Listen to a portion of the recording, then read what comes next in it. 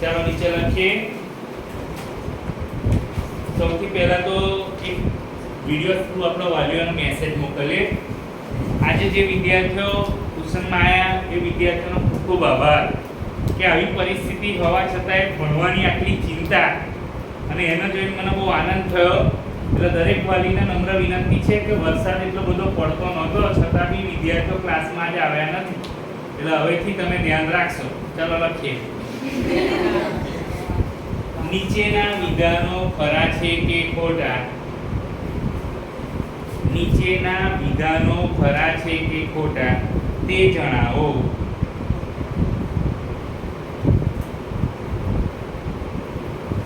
એક નંબર મારે 4, 10, 16, 22 પછી ટપકા કરો બેટા.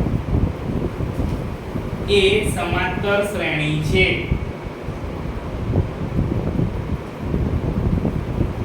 જો બેટા ચેક કેવી રીતે કરીશું પરીક્ષામાં અહીં ધ્યાન રાખો.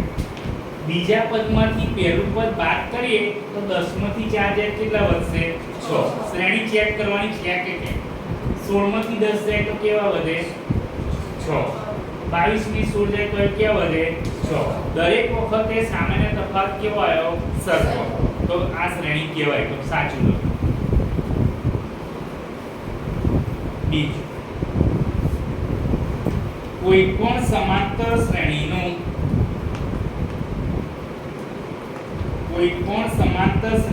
પ્રથમ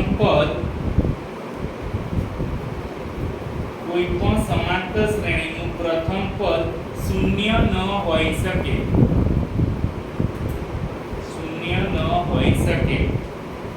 ખોટું છે.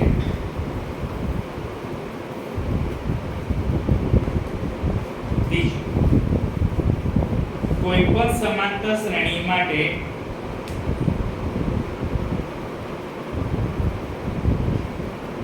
સામાન્ય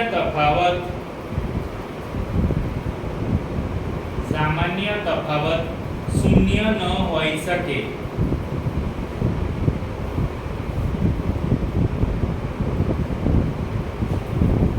ખોટું. ઘણીવાર મળવી ખરું બેટા શૂન્ય. એવું ના હોય કે સામાન્ય. ઘણીવાર આવું બન્યું, માનો d બરાબર 4 - 4 આવે તો 0 બી થાય ખરું ને? એટલે એ બી બરાબર. ચલો લખીએ. 4 1 થી 10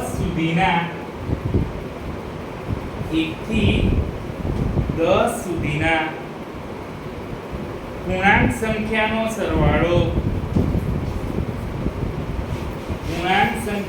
સરવાળો 100 થાય છે.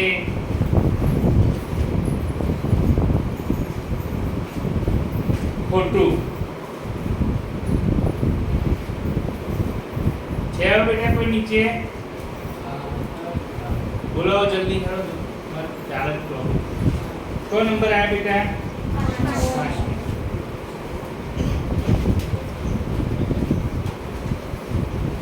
છે હજુ કોઈ નીચે? હા તો ઝડપ કરો, વિડિયો ચાલે છે. એક બાજુ તમે મોડું કરો છો. આગળ બેસ. રેલિંગ કેમ ના બધા આવો છો? જાડી બંધ કરો. અને ફરી બંધ કરી દે. સ્ટોપ કરો. નીચેના વિધાનો ખરા છે કે ખોટા તે જણાવો. એવું લખો. પેલા હમણાં આવે. નીચેના વિધાનો ખરા છે કે ખોટા તે જણાવો. પહેલું લખો. આવું લખજો.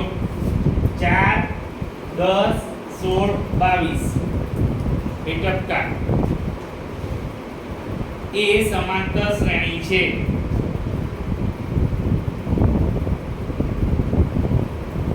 સાચું. કેવી રીતે સાચું છે? પૂછું છું. બોલા શ્રેણી છે એવું કઈ રીતે સાચું? બરાબર. 10 માંથી 4 ગયા તો 6, 16 માંથી 10 ગયા તો 6. સામાન્ય તફાવત કેવો મળે? સરખો. 2 નંબર, કોઈ પણ સમાંતર શ્રેણીનું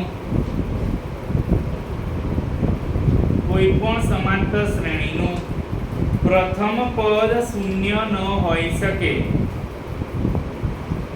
કોઈ પણ સમાંતર શ્રેણીનું પ્રથમ પદ શૂન્ય ન હોઈ શકે. ખોટું.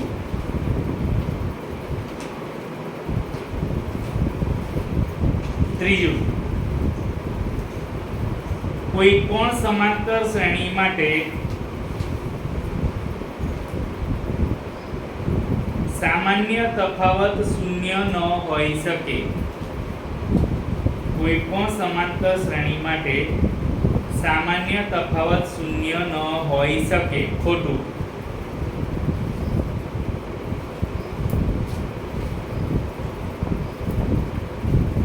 ચોથું, 1 થી 10 સુધીના પૂર્ણાંક સંખ્યાનો સરવાળો 100 થાય છે. ખોટું. ખોટું હતું ને? હા, ચલો 5 નંબર આવ્યા બધા સાથે. જો વ્યવસ્થિત લખજો બેટા, મોસ્ટ એમપી છે આ પ્રશ્ન. A, B અને C. જો A, B અને C સમાંતર શ્રેણીના ક્રમિક પદો હોય તો, સમાંતર શ્રેણીના ક્રમિક પદો હોય તો આવું લખો: A વત્તા K, B વત્તા K અને C વત્તા K. પણ સમાંતર શ્રેણીના ક્રમિક પદો છે.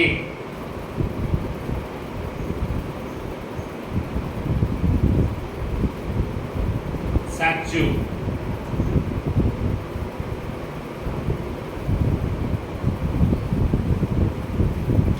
છઠ્ઠો નંબર, સમાંતર શ્રેણી માટે આવું લખો: an + 1 + an બરાબર d બરાબર d. સત્ય છે. સત્ય છે. ખોટું. ત્યાર પછી આવું લખો: Sn બરાબર n/2. સૂત્ર લખીએ છીએ આપણે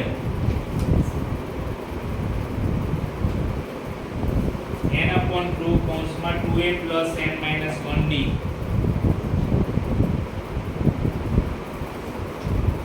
એ n પદોના સરવાળા માટેનું સૂત્ર છે. બોલો.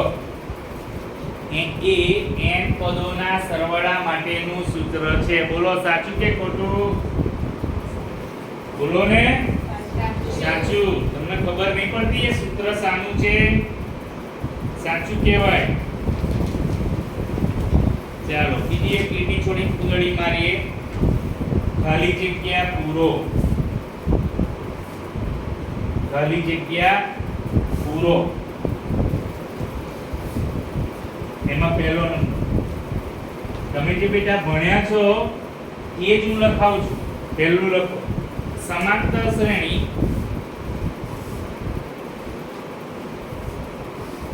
એક 4 7 10 નો સામાન્ય તફાવત ખાલી જગ્યા થાય. બોલો બેટા, કેટલો થાય? 3. કેવી રીતે? 4 - 1 એટલે 3 જવાબ આવશે. બરાબર. બીજા પદમાંથી પહેલું પદ બાદ થાય એટલે 4 - 1 એટલે કેટલો તફાવત થાય? 3. આ તો ગણતરી ના કરશો, બતાવો ડાયરેક્ટ. ચાલો થઈ ગયું. આગળ આ પણ આપણે શીખેલા છે. સમાંતર શ્રેણી 10 7 4 ટપકા નું 11મું પદ ખાલી જગ્યા થાય.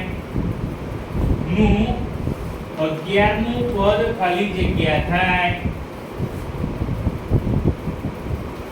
બેટા પ્રથમ પદ કેટલું છે જોવો જોઈએ? 10.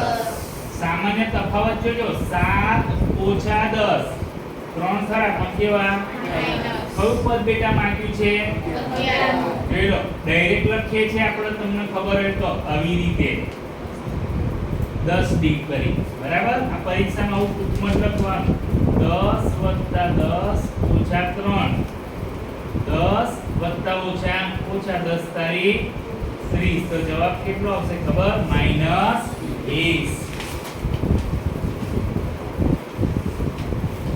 ગણતરી બતાવી દો નીચે તો ખબર પડે કેવી રીતે જવાબ આવે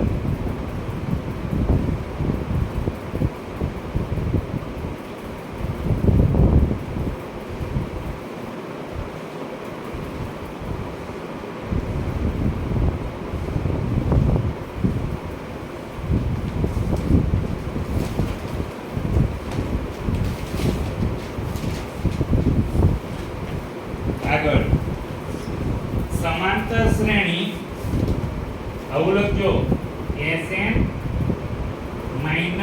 Sn1 બરાબર ખાલી જગ્યા થાય Sn - Sn1 બરાબર ખાલી જગ્યા આવું લખી દો ખાલી જગ્યા An થાય ચોથું સમાંતર શ્રેણીમાં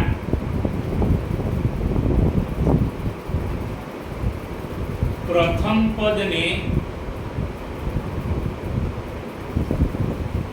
ખાલી જગ્યા સંકેતમાં લખાય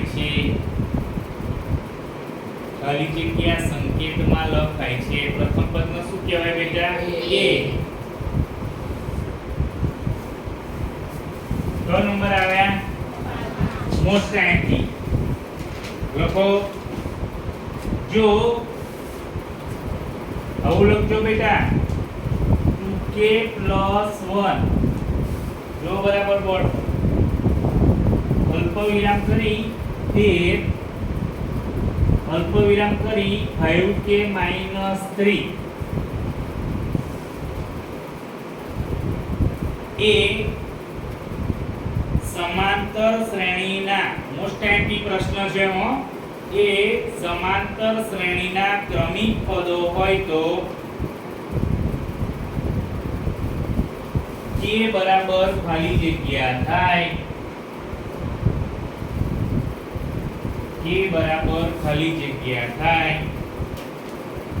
અહીં ધ્યાન રાખો ગણિત નોટ બંધ રાખીએ બેટા બહુ સમજવા જેવું વર્ષોથી પરીક્ષામાં પૂછાય છે ને પૂછાશે છે શું કરવાનું તમને વચ્ચે કઈ રકમ આપી જોવો જોઈએ તે આગળ પદ મૂકીએ એમાં 13 પ્લસ રાખવાના પાછળ પદ મૂકીએ એમાં 13 કેવા રાખવાના કહો માઈનસ આ યાદ રાખજો એની પદ્ધતિ તો સર પેલો ગણતરી બતાવો અને આ રીતે મૂકો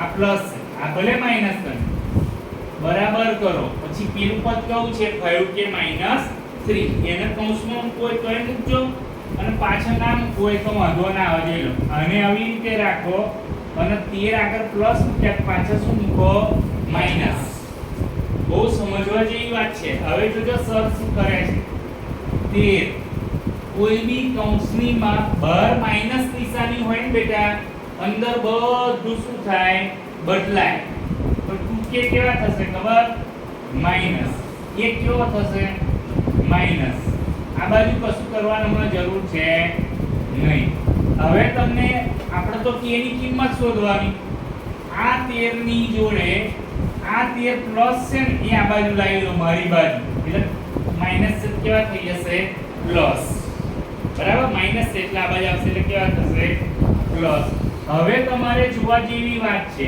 આ પદ તો ત્યાંનું ત્યાં રહ્યું જે બાકી પદ રહ્યું એ બધું પેલ બાજુ લઈ જાવ તો નિશાની શું થવાની બોલો બદલાશે 2k કેવા દેખાય તમને માઈનસ એટલે આપણે કેવા લખીશું પ્લસ ચલો એક પણ કેવા દેખાય છે કેવા લખીશું પ્લસ ચલો 13 + 13 26 તારીખ આવી આપણા ટેસ્ટની તારીખ બરાબર 5 ને 2 કેટલા કે થાય 7k આ બેનો સરવાળો થયો 3 માંથી 1 જશે તો 2 વધશે કેવા ખબર માઈનસ. હજુ બે કેવા દેખાય છે? મારી બાજુ લાવો પ્લસ 7k એટલે 7k = 28. 28 વધ્યા k બરાબર 28/7 એટલે k બરાબર કેટલા થાય? 4. વેરી મોસ્ટ આઈએમપી પ્રશ્ન મેં ગણાયો છે. જો તમને દાખલો બી બનશે 2 માર્ક્સ. કરો.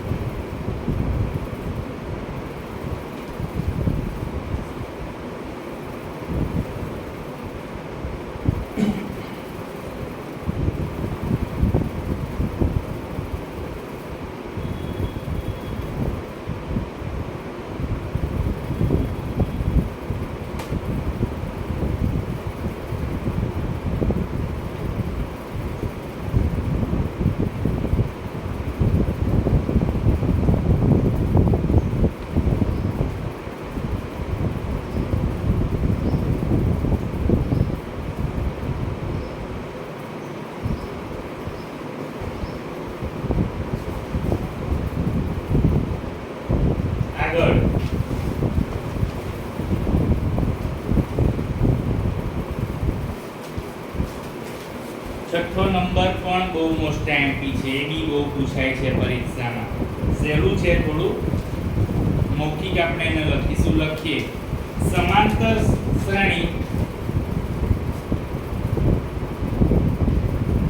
5 7 9 11 13 15 ટપકા માં છઠ્ઠી અવિભાજ્ય સંખ્યા ખાલી જગ્યા હશે. છઠ્ઠી અવિભાજ્ય સંખ્યા ખાલી જગ્યા હશે. ચલો નીચે એરો મારીને લખો. હું જવાબ લખાવું છું. આપેલ સમાંતર શ્રેણી માટે આપેલ સમાંતર શ્રેણી એટલું જ લખો, માટે નહીં લખવું. 5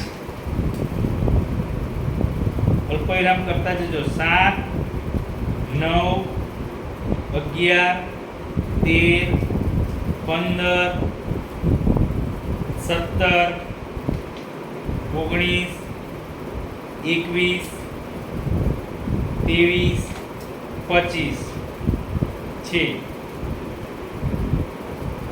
માટે કરી નવી રીત લખો. તેમાં અવિભાજ્ય સંખ્યાઓ નીચે મુજબ છે. તેમાં અવિભાજ્ય સંખ્યાઓ નીચે મુજબ છે. હવે નવી રીત બરાબર કરી લખો. કઈ કઈ અવિભાજ્ય સંખ્યા તમે લખી એમાં લખીએ. 5 7 11 13 17 19 23. બેટા જો એ છઠ્ઠી અવિભાજ્ય સંખ્યા કઈ બને છે? 19. તો માટે કરી નીચે જવાબ લખીએ. છઠ્ઠી અવિભાજ્ય સંખ્યા 19 છે.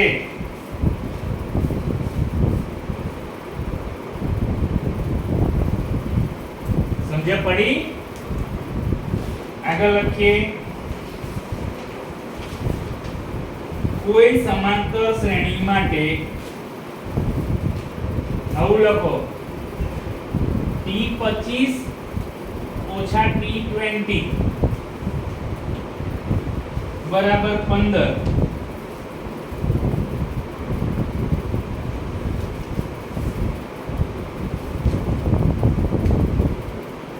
હોય તો તે શ્રેણી માટે D બરાબર ખાલી જગ્યા થાય. તે શ્રેણી માટે D ડી બરાબર ખાલી જગ્યા થાય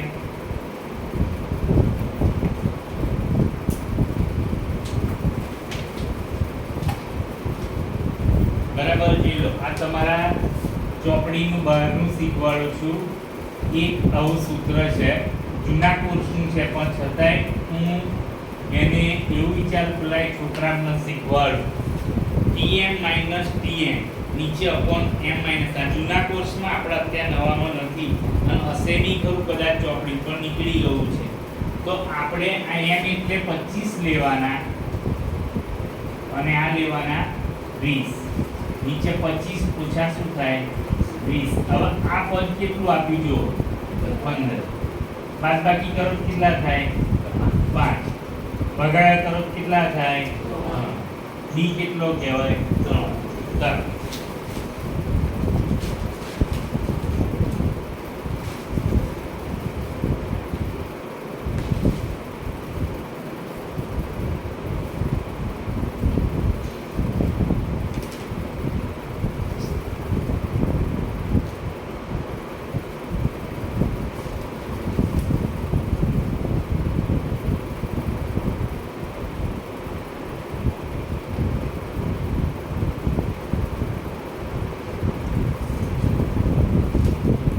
થઈ ગયું ચલો હવે બોર્ડ પરથી લખો આગળ જીરાયા જોડકા જોડો સૌથી વધારે હમણાં યાદ આવવાનું બેટા તમારે પછી નીચે લખો આ કયો નંબર આયા બેટા 8મો ને પછી નીચે લખો સમાંતર શ્રેણી -10 -6 -2 અને 2 માટે શ્રેણી આપેલી હશે ઉપર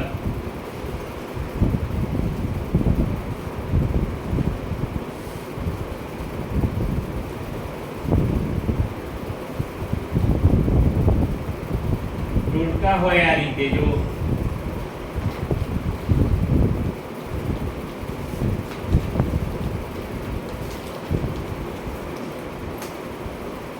જવાબ આપ્યો હોય આ બાજુ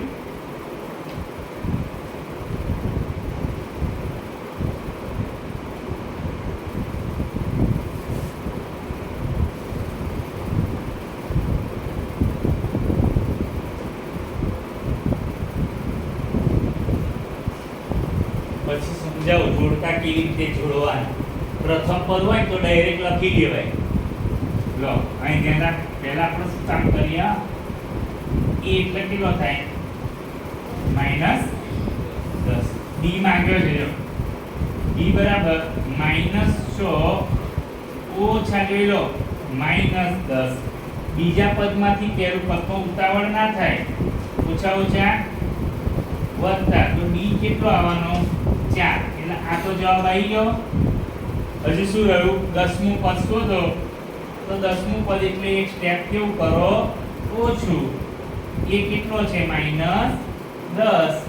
9 ડી કેટલો આવ્યો ઉપર જો 4 -10 9 ચોક 36 36 માં -10 જાય એટલે 26 રેખાનો જવાબ કયો આવ્યો આ નીચે ગણતરી કરીને બતાવ્યું તમને તો હાલો પૂરું થઈ ગયું હવે આ ગણતરી કરજો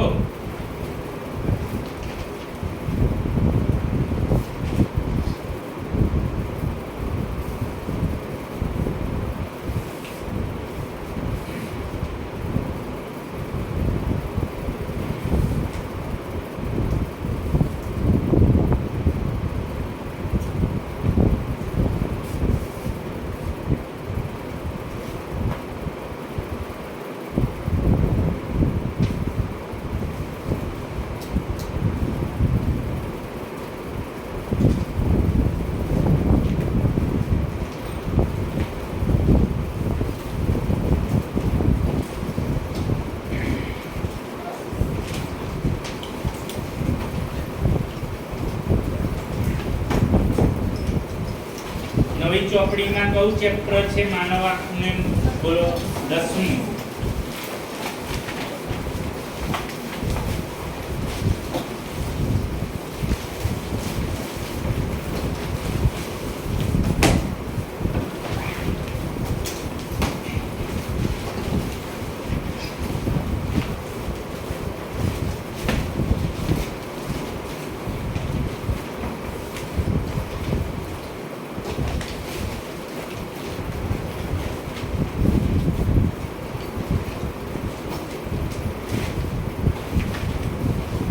ચેપ્ટરમાં આપણે વેકેશન દરમિયાન શીખ્યા હતા પ્રકાશનું વક્રીભવન એટલે પ્રકાશનું ત્રાંસુ કિરણ એક પારદર્શક માધ્યમમાંથી બીજા પારદર્શક માધ્યમમાં દાખલ થાય ત્યારે બે માધ્યમને છૂટી પાડતી સપાટી આગળ મૂળ દિશાથી વિચલિત થાય છે એને પ્રકાશનું શું કહેવાય?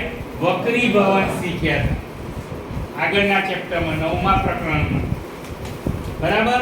લેન્સ વડે કેવી રીતે પરિમાણ મેળવાય, કદ મેળવાય, વેકેશનની વાત છે છતાંય હું વ્યાખ્યા બોલું છું. પણ જો તમને હમણાં પૂછું તો કે સાહેબ એ તો વેકેશન હતું એટલે ભૂલાઈ ગયું, પાછી મુશ્કેલી, રજા આવે અને કઈ તકલીફ થાય. આજે આપણે બેટા તમે જુઓ માનવ આંખ વિશે શીખવાના છીએ. બહુ સરસ ચેપ્ટર છે, સમજવા જેવું છે. બરાબર. માનવ આંખનો અભ્યાસ કરવો આપણે બહુ અગત્યનો છે. માનવ આંખ પ્રકાશનો ઉપયોગ કરે છે ને બેટા તમે જુઓ આપણી આ આંખ છે એ આપણને આજુબાજુની વસ્તુ જોડાવા માટે કેટલું સરસ આપણને સમર્પણ આપે. ચલો આ વસ્તુ તમે જોઈ શકો છો એ આંખને કારણે. સમજ્યા? શરીરના દરેક અંગો અગત્યના છે આપણા શરીરમાં, પણ છતાંય માનવ આંખ પણ બહુ અગત્યની બાબત છે. એની રચનામાં શું છે તો માનવ આંખની રચનામાં બેટા એક લેન્સ છે. એ લેન્સ શું કામ કરે છે? માનવ આંખમાં જોવા મળતી ખામી તમને ખબર હશે તો ઘણા વિદ્યાર્થીઓ કે ઘણા વ્યક્તિઓને તમે જુઓ દૂરના ચશ્મા હોય, ઘણાના નજીકના ચશ્મા હોય, ઘણાના બંને હોય. એટલે આજે આપણે આ ચેપ્ટરની અંદર કેટલાક પ્રકાશની જે વિભાજનની ઘટનાઓ છે, વક્રીભવન જોયેલું એની વાત કરીએ અને માનવ આંખ વિશે વાત કરવી છે. સૌથી પહેલું તો માનવ આંખ વિશે આપણો ટોપિક છે. ત્યાં તમે જોઈ શકો છો પેરેગ્રાફમાં માનવ આંખ એક અગત્યની મૂલ્યવાન જે જ્ઞાનેન્દ્રિય છે આપણા શરીરમાં. તમે જુઓ આસપાસની અદ્ભુત દુનિયા આપણને બતાવે છે. આપણે જોઈએ છે વિવિધ રંગો એ જોવામાં માનવ આંખ મદદરૂપ થાય છે. તમે વિચાર કરો આંખો બંધ કરીએ બેટા અને આપણે વસ્તુને એના ગંધ, સ્વાદ કે એના ઉત્પન્ન થતા અવાજ કે સ્પર્શ થતો હોય તો તમે બેટા એને ઓળખી શકો. પણ આંખો બંધ કરીને એમ કહો બેટા બોર્ડ પરનું વાંચ તો શક્ય બને ખરો? એટલે તો સર ઘણીવાર કે બેટા તને ચશ્મા છે તો તું ચશ્મા કઢાઈ લે, કેમ કે કિંમતી અંગ છે ને તો દુનિયાની સરસ બધી વસ્તુઓ જોવાની શું થઈ જાય? રહી જાય. એટલે હવેથી યાદ રાખો આજે પાઠ શીખો છો અને ઝાંખું દેખાતું હોય તો ઘરે જઈને વાલીને વાત કરજો કે મને બરાબર દેખાતું નહીં, મારા રંગબેરંગી દુનિયા જોવી છે અને દુનિયા જોવા માટે મને દવાખાને લઈ જાઓ, આંખના નંબર ચેક કરાવો. પાઠમાં શીખવું પડશે. બરાબર. બધી જ જ્ઞાનેન્દ્રિય મહત્વની છે પણ એમાં આંખ બહુ મહત્વની છે. સુંદર આંખની વાત કરીએ, સુંદર રંગબેરંગી દુનિયા આપણને બતાવે છે, આપણે જોઈ શકીએ છીએ. અને નીચેના પેરેગ્રાફમાં ત્યાં પેન્સિલથી તમે લખી શકો છો માનવ આંખની રચના. તમે જોઈ શકો છો માનવ આંખની રચનાની વાત કરી છે. આ રીતે તમે એક લેન્સ બતાવેલો છે તમે જુઓ ત્યાં, અને એ લેન્સમાં જે રચના બતાવી છે તમારી આકૃતિમાં બરાબર આગળ આ રીતે આમ લંબગોળ ભાગ બતાવેલો છે તમારે એમાં અને આ વચ્ચે એનો કાચ છે. તો એ રચનામાં બધા તમે જો કીકી બતાવી છે, સ્ફટિકને લેન્સ બતાવ્યો છે, સિલિયરી સ્નાયુઓ બતાવ્યા છે, પારદર્શક પટલ આ કોણ છે એનું પારદર્શક પટલનું નામ નિર્દેશ વાળી આકૃતિ પરીક્ષા પૂછાય છે. સમજ્યા? આ ભાગ થોડો જે અમે બતાવ્યો છે ડબલ પડ બતાવેલા છે, મેં સિંગલ દોરેલું છે. લો ડબલ દોરી એટલે ખબર પડે.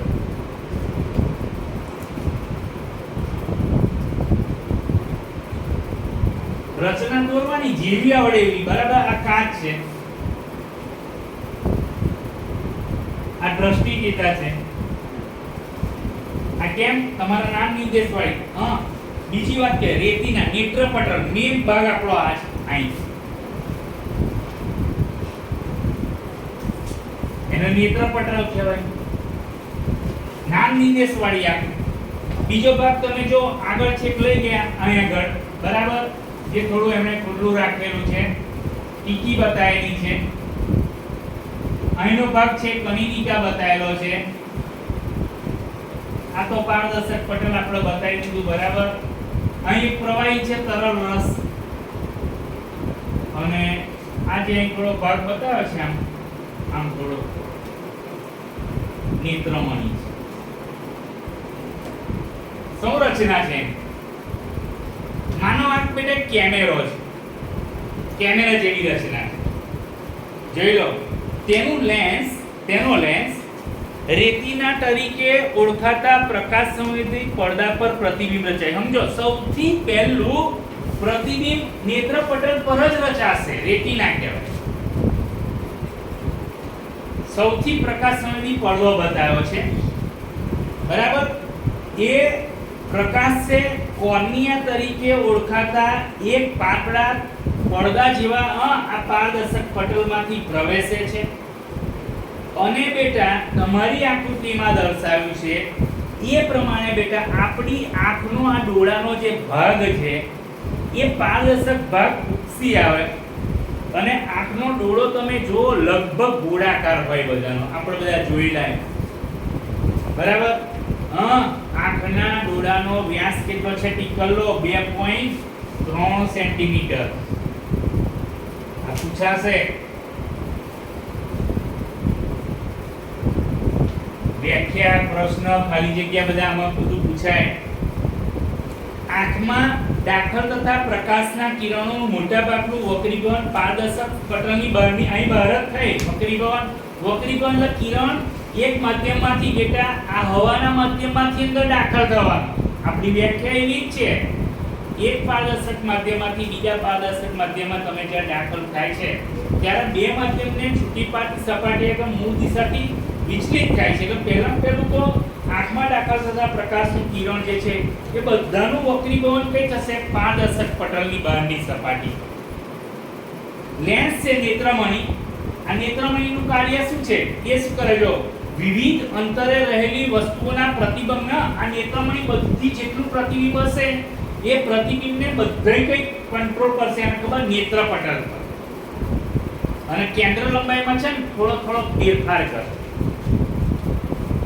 પારદર્શક પટલના પાછળના ભાગે કનિનિકા નામની રચના જોવા મળે છે. જો કનિનિકા, કનિનિકા મેં બતાવ્યું.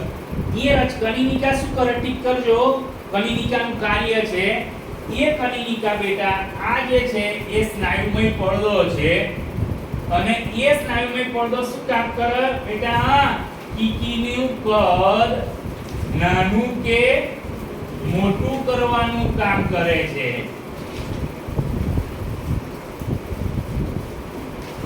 કીકીનું કદ નાનું કે મોટું કરવાનું કામ કોણ કરે?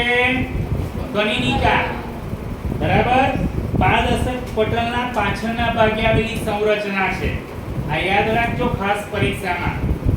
કીકી જોઈ લો, બીજું કાર્ય, કીકી આંખમાં પ્રવેશતા પ્રકાશની માત્રાનું નિયંત્રણ કરે. બેટા તમે રાત્રે ઘણીવાર બહાર જતા હોય અને કોઈ લાઈટ તમે ગાડી વાળો આપણી આંખ પર માં, તો આપણી આંખ ધીમે રહીને નાની થઈ જાય. કેમ? એ કીકી શું કરે છે? એને નિયંત્રણ કરે. આંખનો લેન્સ નેત્રપટલ પર વાસ્તવિક અને ઉલટું પ્રતિબિંબ રચે છે, અને નેત્રપટલ બેટા એ પણ નાનો પડદો છે, એમાં પ્રકાશ સંવેદી કોષો આવેલા છે નેત્રપટલમાં, બરાબર. પ્રકાશની હાજરીથી આ પ્રકાશ સંવેદી કોષો સક્રિય બને છે અને વિદ્યુત સંદેશો ઉત્પન્ન થાય છે. બેટા એ સંદેશો કોના પર છે? બહુ મગજ. અને મગજ એ સંદેશાનું અર્થઘટન કરે છે, અને પછી તમને કે ભાઈ આ વસ્તુ જેવી છે એવી આપણે એને જોઈ શકીએ. મગજ છેલ્લે કામ તો કરે છે, જોઈએ છે. તો બધા સંદેશાઓ જે છે, વિદ્યુત સંકેત જે ઉત્પન્ન થયો એ બધું જ તમે જોઈ લો. આપણા શરીરમાં વિદ્યુત સંદેશા મારફતે ચેતા છે.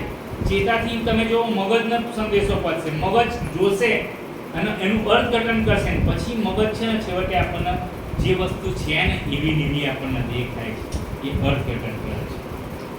સમાવેશન ક્ષમતા જોઈએ. આંખનો લેન્સ રેસામય જેલી જેવો પદાર્થ છે. એની વક્રતામાં સિલિયરી સ્નાયુ વડે થોડી માત્રામાં ફેરફાર કરી શકાય છે. ટીક લેજો, લેન્સની વક્રતામાં ફેરફાર થવાથી લેન્સની કેન્દ્ર લંબાઈ બદલાય છે, સ્નાયુઓ શિથિલ થાય છે અને લેન્સ પાતળો બને છે અને કેન્દ્ર લંબાઈ વધે છે. અને એને કારણે તમે દૂરની વસ્તુ સ્પષ્ટ જોઈ શકો. જોઈ લો. જ્યારે બેટા આપણી આંખમાં રહેલા સ્નાયુઓ શિથિલ થાય, થોડા, અને એ સમયે લેન્સ છે ને, લેન્સ એ પાતળો બને, અને પાતળો બને એટલે એની કેન્દ્ર લંબાઈ વધશે, અને કેન્દ્ર લંબાઈ વધશે એટલે તમે દૂરની વસ્તુ સ્પષ્ટ જોઈ શકો. લેન્સ પાતળો, કેન્દ્ર લંબાઈમાં વધારો, દૂરની વસ્તુ easily you can see there, સરળતાથી જોઈ શકો. બરાબર? એનથી ઉલટું બોલો. જોઈ લો, જ્યારે તમે આંખની નજીક રહેલી વસ્તુ જુઓ ને ત્યારે સિલિયરી સ્નાયુ છે શિથિલ ના થાય, સંકોચાઈ જાય. સંકોચાઈ જાય એટલે તમે જોઈ લો નેત્રમણીની વક્રતામાં વધારો થાય. ઇટ મીન્સ પેલામાં નેત્રમણી પાતળો થતો તો અહીં શું થશે? જાડો થશે. અને કેન્દ્ર લંબાઈ પેલામાં વધતી હતી, આમાં શું થશે? ઘટશે. એટલે તમે નજીકની વસ્તુ સ્પષ્ટ જોઈ શકો. બહુ અગત્યનો ટોપિક સમજાવું છું ફરી એકવાર, કે જ્યારે તમે આપણા શરીરમાં જે સિલિયરી સ્નાયુ છે આંખની અંદર, એ શિથિલ બને ત્યારે લેન્સ પાતળો બને અને કેન્દ્ર લંબાઈ વધે તો તમે દૂરની વસ્તુ સ્પષ્ટ જોઈ શકો. એનથી ઉલટું બોલવાનું કે જ્યારે સિલિયરી સ્નાયુઓ સંકોચાય, બરાબર, ત્યારે લેન્સ કેવો થાય? નેત્રમણી જાડો બને અને કેન્દ્ર લંબાઈ શું થાય? ખબર? ઘટે. તો તમે કઈ વસ્તુ જોઈ શકો? નજીક. જોઈ લો, આંખની લેન્સની પોતાની કેન્દ્ર લંબાઈમાં કરો વ્યાખ્યા. ફેરફાર કરવાની ક્ષમતાને સમાવેશ ક્ષમતા કહે. બેટા તમે જોયું, દૂરની વસ્તુમાં ફેરફાર થાય છે કેન્દ્ર લંબાઈ, નજીકની વસ્તુમાં ફેરફાર થાય છે, એટલે તો બધી વસ્તુ આપણે જોઈ શકીએ છીએ. તેમ છતાં લેન્સની કેન્દ્ર લંબાઈ લઘુત્તમ સીમાથી ઘટી શકતી નથી. છાપાને પાને તમે છાપું વાંચતા હશો તો બેટા આંખની ખૂબ નજીક લઈ જવાનો વાંચવાનો પ્રયત્ન કરો. આમ તમે વાંચશો, જોઈ લો તો ઝાંખું દેખાશે અથવા આંખમાં તાણ અનુભવાશે. પરીક્ષામાં પૂછાશે, કોઈ પણ વસ્તુને સ્પષ્ટ, આરામપૂર્વક, વ્યવસ્થિત વાંચવું હોય તો કેટલા અંતરે રાખવું જોઈએ? આંખથી આશરે 25 સેન્ટીમીટર દૂર રાખવી જોઈએ. એટલે આમ નહીં વાંચવાનું કે પપ્પા જોવો હું વાંચું છું. અરે સરસ 25 સેન્ટીમીટર જેટલું અંતર દૂર રાખી અને બુક્સને વાંચવી જોઈએ. વ્યાખ્યા ટીક કરીએ. જે લઘુત્તમ અંતરે આપણી આંખ લેન્સ વડે તણાવ વડે બેટા તણાવ વગર વસ્તુને સ્પષ્ટપણે જોઈ શકે ને તો એને લઘુત્તમ અંતર કહેવાય. અને આંખનું નજીક બિંદુ કહેવાય છે. કેટલી સેન્ટીમીટર અંતરનું મૂલ્ય? 25 સેન્ટીમીટર. તો દૂરના જે અંતર સુધી આંખ વસ્તુ સ્પષ્ટ જોઈ શકે એને આંખનું દૂર બિંદુ કહેવાય. નજીક જોવે એને નજીકનું બિંદુ કહેવાય છે. સામાન્ય દ્રષ્ટિ ધરાવતી વ્યક્તિ દૂરબિંદુ અનંત અંતરે હોય છે, અને આપણી સામાન્ય દ્રષ્ટિ ધરાવતી વ્યક્તિ જોઈ લો 25 સેન્ટીમીટર થી અનંત અંતર સુધી વસ્તુ જોઈ શકે. સાહેબ ના દેખાય તો ભાઈ ડોક્ટરની પાસે જાઓ. અને ના દેખાય વ્યક્તિને જ્યારે આંખનો લેન્સ દુધિયો બની જાય, વાદળછાયો બની જાય, એટલે આપણા ઘરમાં દાદા દાદી હશે ઘણીવાર કહ્યું શું આવ્યો? મોતિયો. એ પરિસ્થિતિમાં કેટરેક્ટ કહેવાય, મોતિયો કહેવાય. એમાં તમે જો કાળજી ના રાખો તો સંપૂર્ણ દ્રષ્ટિ ગુમાવી શકો છો બેટા. અને મોતિયાની સર્જરી હવે તો જોઈ શકાય છે એવી શક્તિ બી અત્યારે છે. હવે મોતિયાનું ઓપરેશન થાય છે. આજે આપણે આટલું શીખવાના છીએ, કાલે આપણે આગળ વધીશું. રજા પાડશો નહીં, વરસાદ એનું કામ કરે, આપણે આપણું કામ કરીશું.